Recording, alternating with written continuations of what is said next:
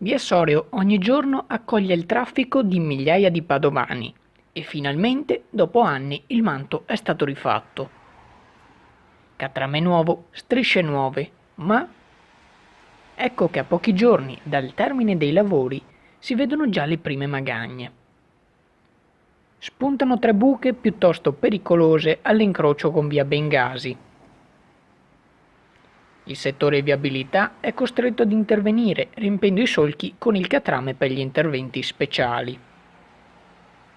Ma una domanda sorge spontanea: possibile che nessuno abbia controllato l'operato della ditta e contestato l'opera?